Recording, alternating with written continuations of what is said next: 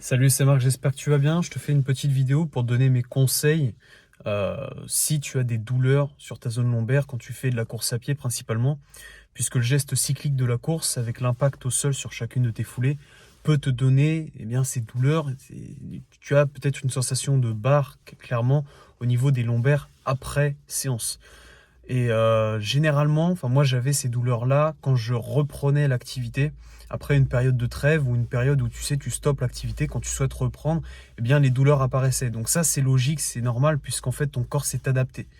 Tu habitues ton corps à le contraindre à un stress mécanique et puis lorsque tu ne fais plus rien, il se repose. Et lorsque tu reprends l'activité, c'est là où les douleurs peuvent réapparaître.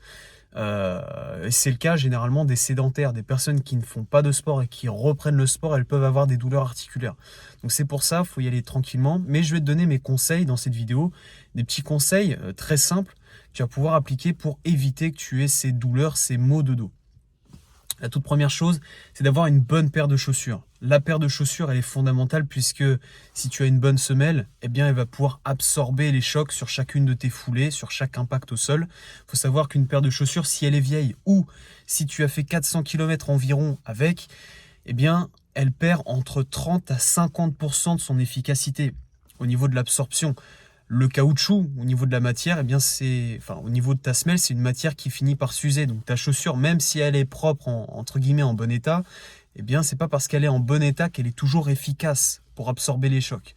Donc voilà, et de ça, de toute manière, tu le vois, lorsque tu achètes ta paire de chaussures, tu as l'impression de rebondir et de gagner au niveau de tes performances. Enfin, tu vois directement le côté efficace d'une paire de chaussures neuves. Donc ça, c'est le premier point. Le deuxième, c'est le renforcement musculaire. Si tu as des muscles bas du corps qui sont assez résistants, qui sont assez forts, eux aussi, à leur tour, vont pouvoir garder et prendre en quelque sorte l'impact au sol. Ils vont pouvoir absorber l'impact que tu effectues sur chacune de tes foulées. Puisque le muscle, c'est du tissu conjonctif. Et il est constitué de tissu conjonctif, et voilà. Et donc, sur chacune de tes foulées, il va pouvoir lui aussi emmagasiner de l'énergie. Or, si tes muscles sont très fatigués, s'ils ne sont pas résistants, l'impact va directement sur les articulations. Donc du coup, c'est la cheville, le genou, la hanche, et là en l'occurrence, on parle de la zone lombaire, qui prend. Voilà. Donc ça, c'était le deuxième facteur. Le troisième facteur, c'est de renforcer sa zone lombaire, tous les muscles érecteurs du rachis. J'ai fait une petite vidéo où je te montre des petits exercices. Tu peux même faire la petite séance avec moi, elle dure même pas 5 minutes. C'est intéressant, donc c'est une séance assez intense. Je te la mets dans le coin de la vidéo. Donc il est important de renforcer les muscles érecteurs du rachis qui, eux aussi, à leur tour, vont pouvoir absorber les chocs. Quatrièmement, ce que tu vas pouvoir faire, c'est varier la surface au sol. Si tu es habitué à courir sur route, je t'invite à courir de temps en temps dans les bois, à courir si tu es proche de la plage et que tu as du sable, à courir un peu dans le sable, à courir en prairie, un peu sur de l'herbe. Voilà, donc n'hésite surtout pas à varier la surface au sol, puisque si tu es habitué tout le temps à courir sur du béton, sur un sol qui est dur, là, ça n'arrange pas les choses. Voilà, donc si tu cours plusieurs fois semaine, varie la surface au sol. J'ai même fait une petite vidéo où je te parle vraiment de tous les avantages que tu vas pouvoir retrouver en variant la surface au sol. C'est très intéressant d'un point de vue sportif. Et dernièrement, ce que je pourrais te conseiller, c'est de t'étirer. Puisque si tu t'entraînes régulièrement et que tes muscles en fait sont raides, ça c'est normal, hein. Le muscle il s'adapte, et puis si tu contrains ton corps à répéter le même effort, tu peux travailler sur de mêmes amplitudes.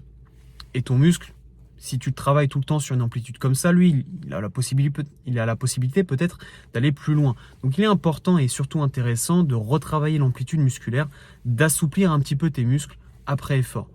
Puisque si tu as des muscles qui sont trop raides, de même, ils ne vont pas être assez efficients, ils ne vont pas restituer correctement l'énergie. Donc il faut garder une bonne amplitude, une bonne souplesse musculaire pour avoir une qualité de course qui est correcte, voilà, tout simplement. Et petite chose que je pourrais te partager aussi, donc ça c'est quelque chose qui est en vogue depuis ces dernières années, c'est la course à pied nu-pied.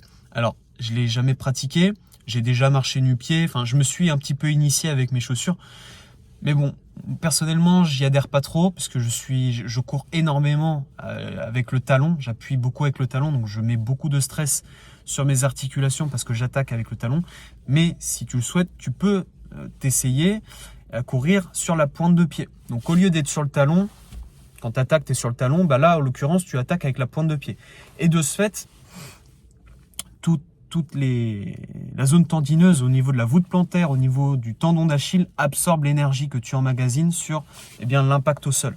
Et ça réduit grandement l'impact que tu peux ressentir, en fait, tout l'impact au sol que tu peux causer avec ton talon. Si tu attaques avec une jambe droite, là, en l'occurrence, c'est cassé. Vu que tu attaques avec ta pointe de pied, tu crées une légère flexion au niveau de ta cheville, au niveau du genou.